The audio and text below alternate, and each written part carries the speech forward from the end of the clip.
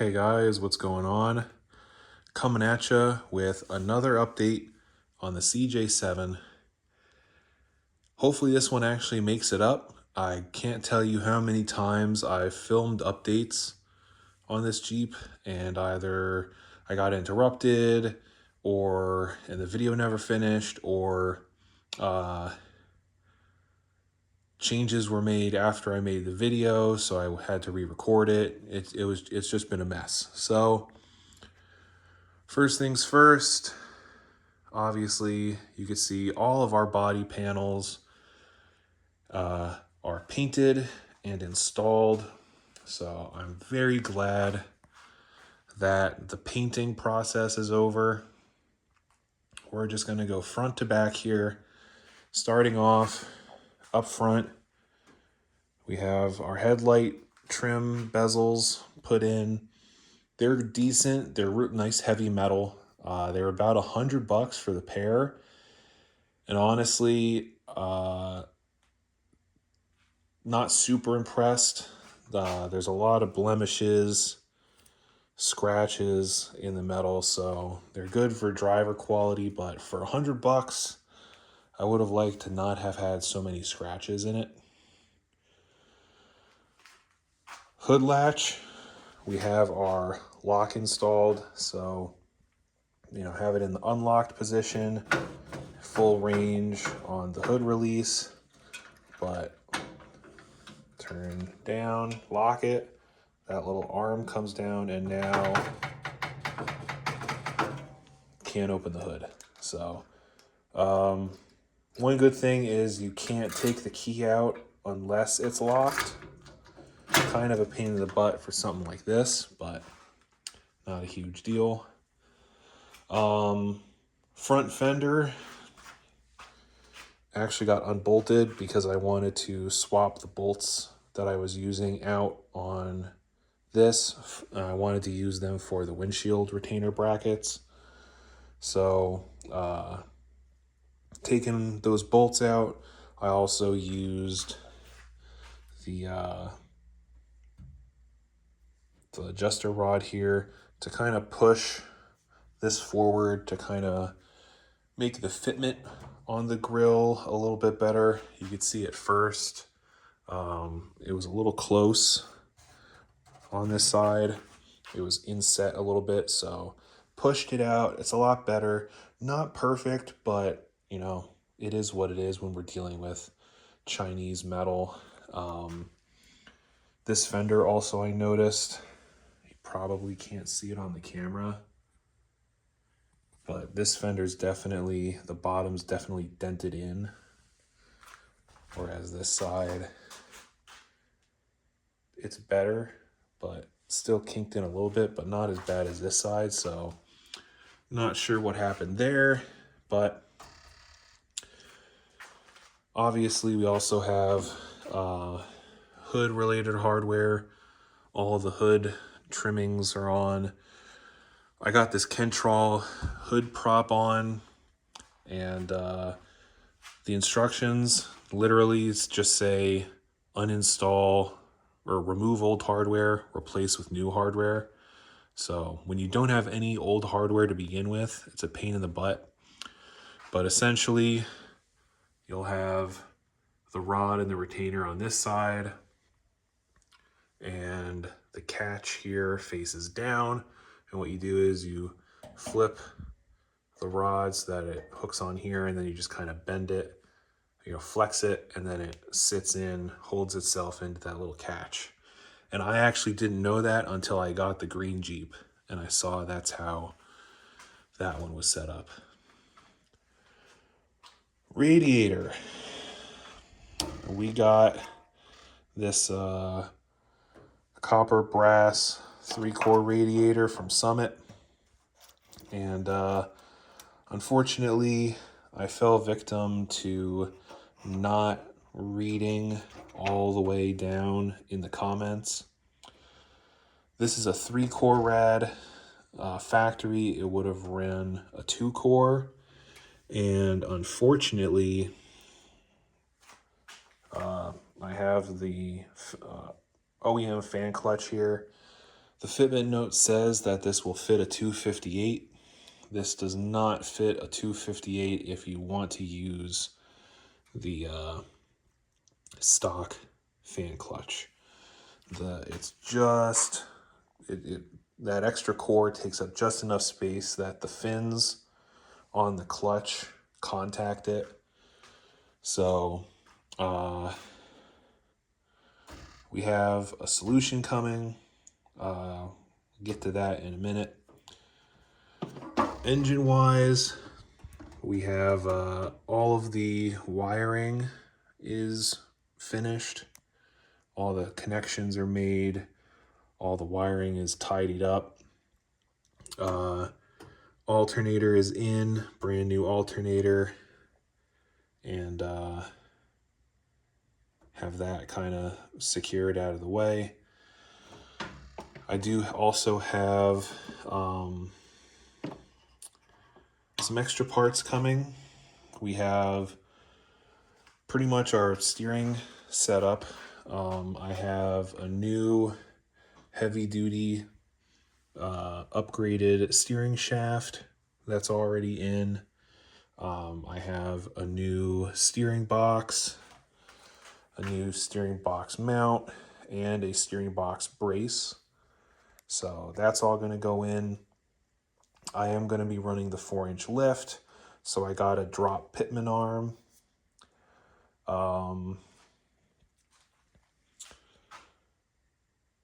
Power steering lines, power steering pump, so I'll be able to get all that in. I have my headers are ordered. They're on the way, so I can get the headers and the intake manifold put back on and start getting that stuff finalized. Like I said over here, wiring's done. I do have to trim the battery cables. Right now they're just at the length that I got them, but they're very long, so I have to trim them. I was running that little ground wire hooked up to the battery cable, but I may still continue to do that, but it does make it a pain in the butt to get the battery in and out, which that battery is from the green CJ. Battery turned out to be good, so we'll run it in here for now. Hey, it's free and it fits. Can't beat it. It's been so long I don't remember everything we covered, but I know we went over like the engine and stuff. That stuff's all cleaned up. Brakes, we have the new brake booster and new master cylinder put in. I haven't hooked the lines up because I haven't bench bled the master cylinder yet, but I did spray the master cylinder down with clear coat. That way I can keep the natural metal finish without having to deal with a bunch of surface rust. So that's all well and good. We're a ways away from dealing with brakes, so I'm not really going to worry about bench bleeding it and hooking up these lines when the rest of the system isn't hooked up.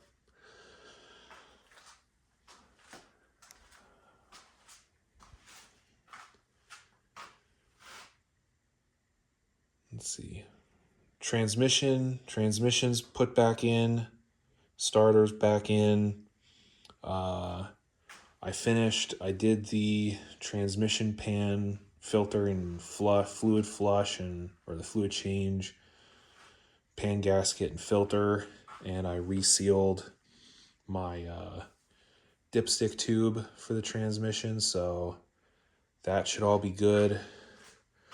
Might actually have to kind of bend this tube a little bit because I see it's hitting my boot, but probably not going to deal with it. Yeah, skid plate is back in. Don't know if I mentioned it. The steps, Unfortunately, the frame mounted ones that I was going to use aren't going to work. The new ones that I got are, or I had ordered a replacement set, and the flanges were wrong. Not wrong, but they were different, and they would have ran into the existing holes. So those weren't going to work. And then when I tried, I cleaned up the old set of steps that I had, and unfortunately couldn't get them back on. The flanges were so thick that I flattened them out, and when I went to bolt them back onto the frame, it just stripped the holes out on the frame. So I'm going to run body mounted steps. So those I haven't even ordered yet. Kind of the last thing on my plate. Hood paint came out decent. You know, again, pretty much on par with the rest of the paint job. Not perfect, but good enough. And yeah, we got our new hood hinges, new hood brackets, all that stuff. Windshield frame, probably the worst paint finish out of all of them. I don't know what happened. I didn't do anything different, but it was, you know, the finish is just super dry in spots and super runny in spots, and it's just a whole mess. Our windshield gasket.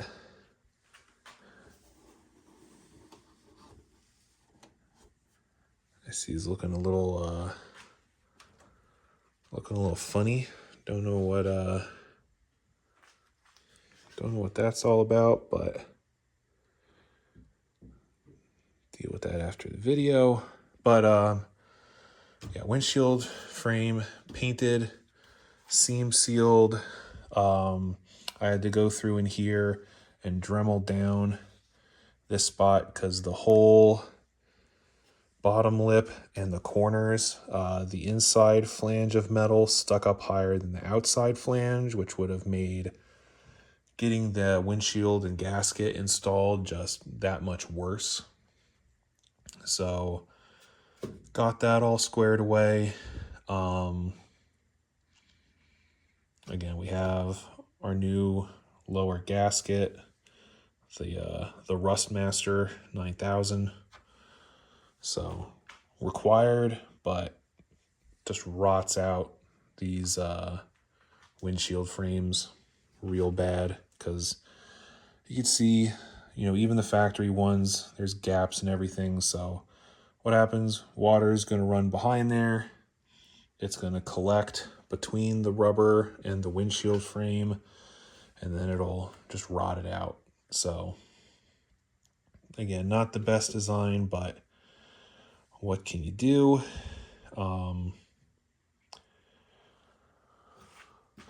The bolts here, I was originally going to run these, which came with these hinges, but you could see the chamfer is different on the bolts compared to the hole. So the heads of the bolts stick out more, whereas the heads of these original style bolts actually sit in a lot flusher. Now, I wasn't going to go through and change these out because it would mean taking my dash pad back off. So I just went with the two different bolts. Who cares? They all went in okay, except for the bolts on the driver's side. Oh, why is it looking so grainy? There it goes. So you could see they're kind of at a bit of a funny angle. The way that these are set up, there's a plate in here that has these two screws, and it's one plate. I think on that side, the screws were just slightly too close together. So the upper bolt on the other side is in, but it's stripped out right at the end. And it's actually the bolt. These bolts aren't the strongest metal, so good luck to me when I have to take them back out, but oh well. Windshield wiper posts are in. I have new nuts and spacers and new gaskets. And I think they're connected together. Yeah, so they're connected together. We got some lube in there. So wipers are set up, ready to go. You can see we have the hard doors from the green Jeep sitting here. I do want to hang on to these. They aren't in terrible shape. The driver's side is rotted out here and down on the bottom, but I can have them refinished. And it's always nice to have a set of hard doors, especially these older style ones. But I am still going to be running the soft top and the soft two-piece doors that use the other style latch deal, that guy down there. So we're going to get those in, but it works out because you could see kind of with this aftermarket tub, get the gap right, and there's a huge space here that putting the factory striker in just wouldn't take up. You'd still have a bit of a rattle and a loose fit. That would probably be better with new weather stripping on the doors, but yeah. So, but right now these are just chilling here for storage, which we'll get to the green Jeep in a second, but they do hold themselves shut-ish. The striker just catches on the tub. So open the doors up and we can see that box. Those were a bunch of tools that were in the back of that CJ that were super rusty. So soaked them in rust dissolver and then painted them because why not? Inside we have the seats out of the green Jeep. The tan seats were nice and all, but they sat a lot taller. These seats squish down a lot. So for me, being as tall as I am, I did swap them out. I gave the tan seats to my brother for his Jeep because he has a tan dashboard. So, I gave them to him. They work good in his Jeep. And these fit great in mine. And I actually gave him the new set of seat risers. And these are the original set. So I have the correct fixed position driver's seat bracket.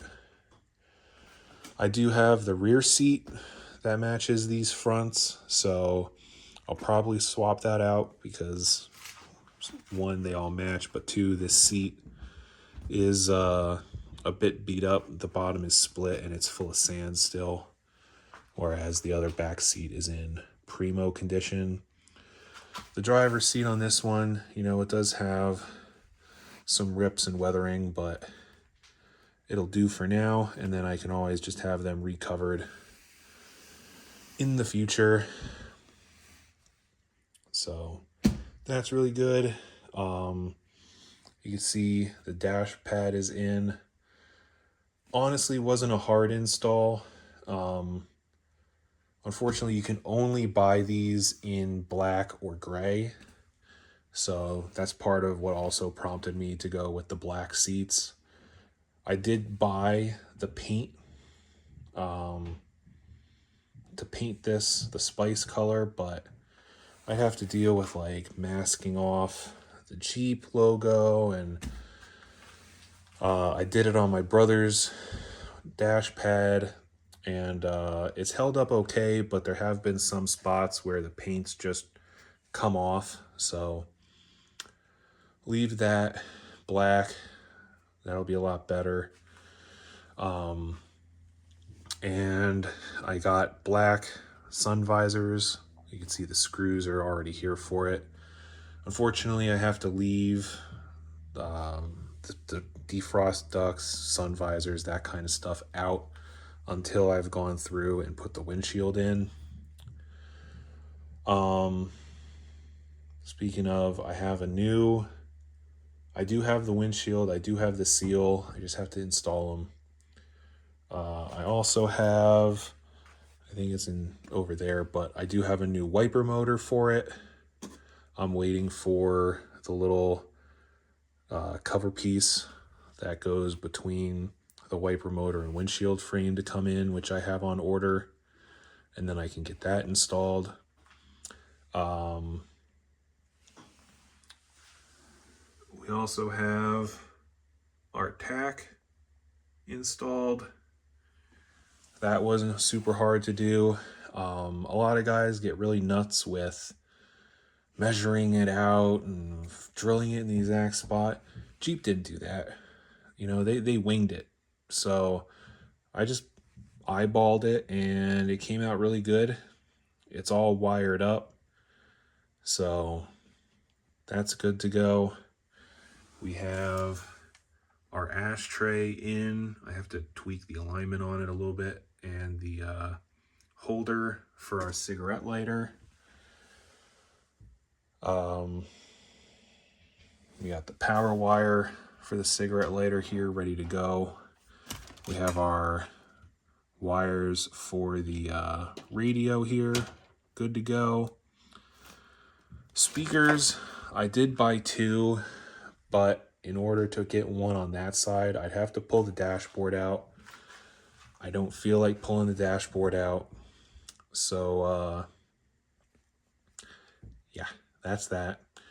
Even though it wouldn't be terrible to do, but, you know, not going to deal with that now.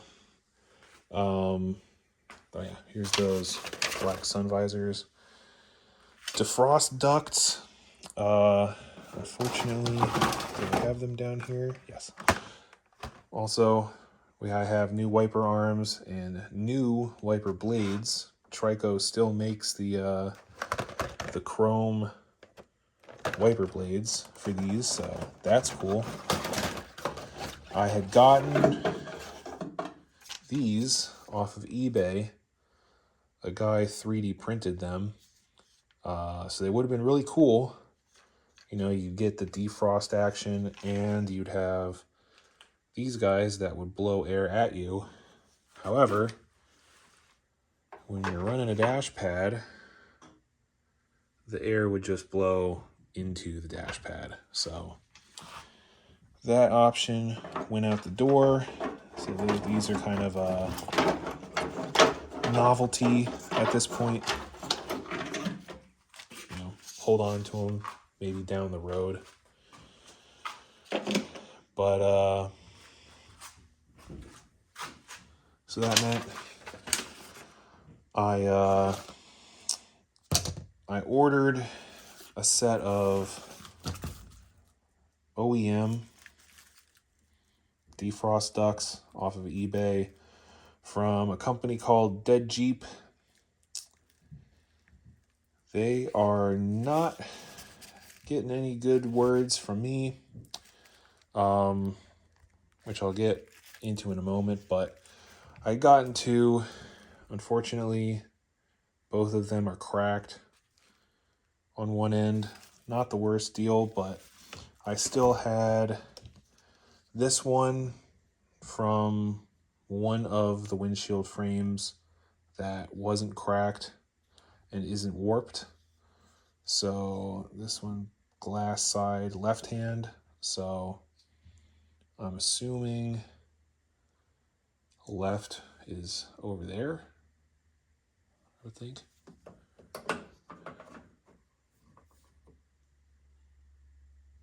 I don't know. But I have one side that is in really good condition. I just have to, you know, clean it up, respray it so it looks better.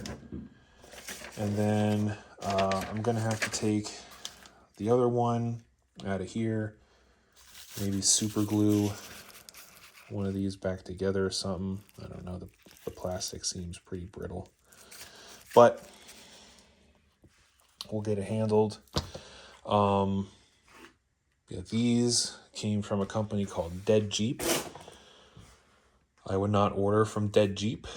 I had two bad experiences. One with these, and another one, I had ordered a YJ automatic brake pedal assembly because now that I had the booster and everything hooked up, the brake pedal on this is way high, and that is how it is meant to be from the factory. So sitting in here, you have to pick up your foot to put it on the brake pedal. They did it for safety, aka so that it would be harder for you to do a burnout. I don't know. They said it was so you didn't accidentally press the gas and the brake at the same time. But it's just as much of a safety hazard because now you have to pick your foot way up in order to get your foot on the brake pedal. So yeah, not good. So that's coming out. Now I had ordered a YJ1 from this Dead Jeep company, and it took them a week to get it sent out, a few more days for it to get here. It's just like a company in Rhode Island that I guess they have a ton of these Jeeps that they part out. And when it arrived, it was a CJ automatic brake pedal. And the reason I wanted the YJ one is because the CJs have just a straight arm, whereas the YJs, it kicks back, so it sits lower. Yeah, CJ1 showed up. So I sent him an email, no reply. Sent him another email, no reply. A few business days in between each. Tried calling him. It says, press 1 for directions, press 2 for automated directory, press 0 for an operator. Press 0, transfers me, goes to someone's voicemail. So I call back, I press 2 for the automated directory, goes back to the same person. Go to their voicemail's full, cannot leave a message, goodbye. So I finally had to open a PayPal dispute, which is why I always go, even if I'm using my debit card, I go through PayPal. So that way, they can kind of mitigate these issues. And it wasn't until I opened a PayPal payment dispute that these jokers finally replied. And, I included all the information. I included the emails that I had sent, details about trying to call. And these clowns replied, and all they said was, "Would you like to return it for a refund?" No, hey, sorry about the communication issue. Hey, this and that. Hey, sorry you got the wrong part. We could try and send you another one. No, just, hey, you want to send it back for money? So, Dead Jeep, official thumbs down. I'd avoid them at all costs. But you guys, you got to take all the reviews with a grain of salt. So that brake pedal is still coming out, and we're going to be putting in the manual pedal assembly that I took out of the green Jeep. And I'm probably going to be swapping over the whole deal because this arm looks straight, but it definitely sits in the Jeep in an appropriate spot. So I think the actual pivot is closer to the firewall than the other one. I don't know. But so we're going to be unhooking the booster, taking the automatic pedal off, putting the manual pedal in. I have to see.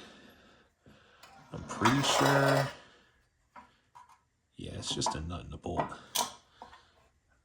So I'm pretty sure I might be able to swap the pin over and just take the clutch pedal out for now. And then down the road, you know, like I said, that 304 4-speed setup, we will swap in if this straight 6 automatic gives us issues. So then I'll need to put the clutch pedal back in. And actually, surprisingly enough, it does have a hole. Knowing this tub, it's probably not the right hole, but it is a hole that is meant for the mechanical clutch linkage. So got that in there. But yeah, so we'll be getting that put in. I also have the pivot set up in case that's different or the rod's different.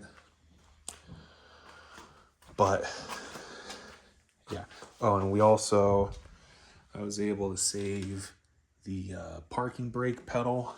So I'll be able to put that in, make that look a little bit more complete. But yeah, I mean, we're getting there. A lot of stuff's coming together. But what I was saying was, I'm not going to be running a speaker over there. I do have the one speaker in here. That was a pain in the butt. I actually had to put 2 nuts and space the speaker away from the dashboard because there's a little tweeter in the middle that sticks out farther than the mounting pad for the speaker it does. So had to space it back, but that's in there. I have another one, but that'll just be a backup spare. And then I do plan on having probably a pod up there like my brother has. And then either the speaker pods back here or maybe speaker pods in the roll bar somewhere. So I won't really miss that speaker over there. So I'll have to get a sticker or something to block this off. Maybe get like a piece of plastic as a block off plate. And then I actually, from Collins Bros, they sell reproduction stickers. So you know, I gave them all my info and they were able to print me out new dashboard stickers. I actually have 2. So that is what your VIN number goes on for these, I think it's pre-80 or 81 Jeeps. So pre-80, 81 on the driver's side, that sticker goes on the dash right here on the other side. And there isn't the metal plate on top above the wiper motor. That started in 81 or 82. So, which is a little silly because that is the whole reason why I went to buy that other Jeep. And then once I got there and I saw that it had the wiper cover that, you know, has no holes for the VIN plate or anything, and it has the sticker on the dashboard, I was like, crap. But I bought it anyway. It's got plenty of good parts that I'm already using, so that's cool. So yeah, we'll get the sticker put in. Down here, I have our twin sticks put in. That wasn't super hard. And then I got this boot off of eBay. The one that they give you in the twin stick kit is terrible. I was actually pretty surprised in how bad it was. The material was like fake leather, and then it was just like a flat piece of metal that when you tried to screw it down, like warped and got all crazy. So I got this leather boot. You can see, you might be able to see the sticker that there says "Made in my garage." So just a cool, you know, guy making this stuff in his garage. But so leather boots, plastic bezel. I have to do a little bit of trimming. This section down here is a bit too wide, but and then we'll have to kind of flex it out, and it may just barely cover the hole here. We also have the transmission tunnel cover installed. Unfortunately, the hole is just a bit bigger, so like the two screws up here aren't doing anything, but that's not a big deal. I actually think I have to take this back off and put some kind of sealant or something here, but that's not a big deal. But yeah, so got that installed. You know, we've been making progress. In the back, side marker lights are on. Again, all that wiring is done. I have the tailgate is installed. New weather strip, new latches, reused the cables. The hinges are actually the original hinges that I soaked in that same evaporative rust stuff. Sat in there for a week and it freed them up really nice. So cleaned them up, painted them, lubed them up, and they should be good to go. I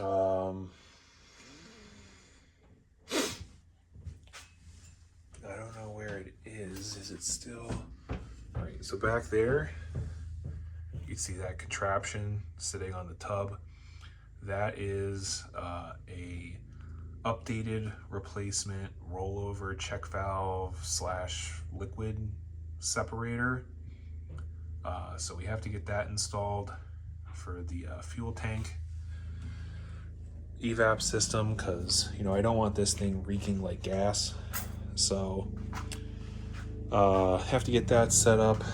I have to get the charcoal canister. I have to find one of them. Unfortunately, the green Jeep didn't have one. So, but I definitely want to have one set up. Again, just so you're not smelling raw gas and everything. But yeah, I mean, lots of progress. We're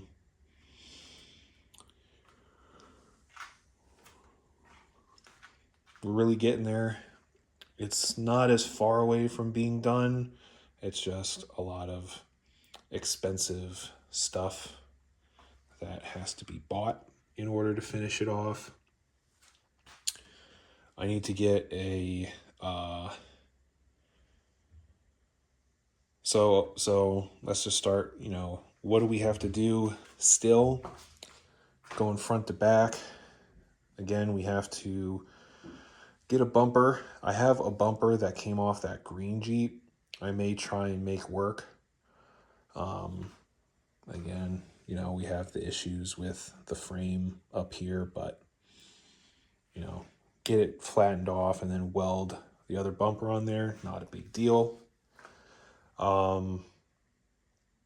Again, like I said, steering,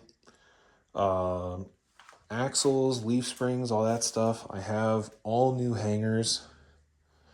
I still have to buy the 4-inch lift kit, but what I'm going to do is the green Jeep, I'm going to pull the leaf springs and narrow track axles out from under the green Jeep and put them under this Jeep. And then I'm going to take these wide track axles and get these leaf springs off, junk them because they're twisted.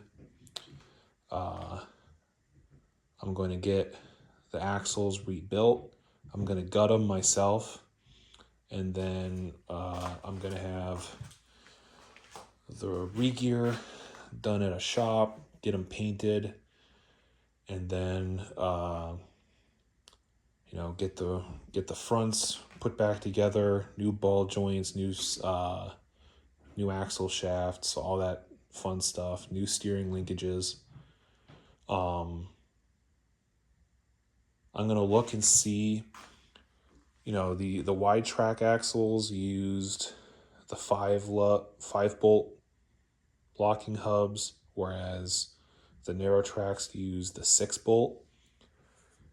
Since I have both, when I get to the point of putting all this back together, I am going to see if I can swap the narrow track hubs onto the wide track axle, so I can have the wide track but have the six lug hubs, because why not? I do like the 6 lug look more than the 5 lug. Rear axle, same thing, get it stripped, re-geared, and then we're going to do a 1-piece axle conversion, get rid of the 2-piece axle setup. New disc brakes up front, new drum brakes in the back. And then once that's all done, then I'll put the new 4-inch lift springs on these axles, and then we'll roll them under and get them set up.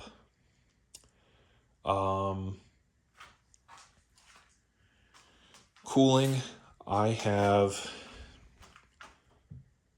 a 1-inch spacer and a 15-inch flex fan coming. The fan hub, or the fan clutch here, this fan measures about 15 and a half, and the fan options I found were either 15 or 16, so I went with 15. And then measuring from the fan here to where it mounts on the water pump pulley is 1 inch and 5/16. I would have liked to go with 1 1/4 inch, but it was either 1 inch or 2 inch, or 1 inch or 1.5 inches. So went with 1 inch. I also have a 2-core radiator coming, and that's just so I have both bases covered. So I would like to run this 3-core radiator, but if I can't put a fan on it, then there's no point in having the 3-core. So I'll try putting the 1-inch spacer and flex fan on and seeing how that looks with my pulleys, my alternator pulley and all that stuff.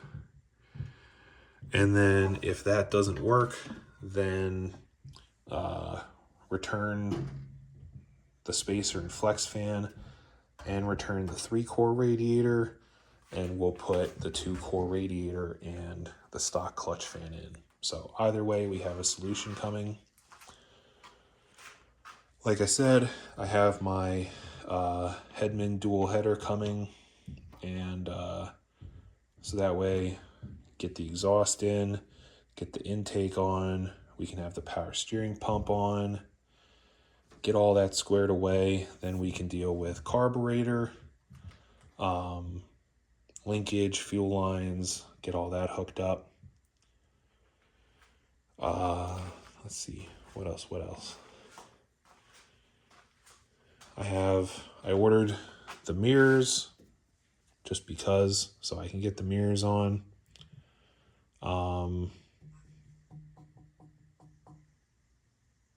Yeah, that's about all the stuff that's coming. So And then, yeah, we still have to do windshield, wiper motor, eventually order the soft top and soft doors. When we do, we'll put the soft doors on. We will pull the roll bar out so we can get the latches put in, get them lined up and installed. Then we'll make some kind of bracket that will also allow us to run these CJ doors. Then we can put the roll bar in.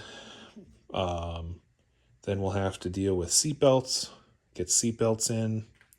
I have to make a pattern of the other CJ's floor to see where to drill holes for the inner seatbelt bolts. And then we're dealing with exhaust, speakers, radio, charcoal canister, drive shafts, speedo cable, brakes. So really close to having this thing, together, running and driving. I have no question about whether this thing runs. I know it runs. I had it running before I even started, painting the body and everything. I think that's on one of my shorts. But so I know this engine runs. It'll be fun to have it running with all this new hardware and everything working properly. But yeah, so that's enough of me blabbing. I'll probably shoot another video with a quick update on what winds up happening with the radiator cooling fan situation. But yeah, I will catch you guys on the next one.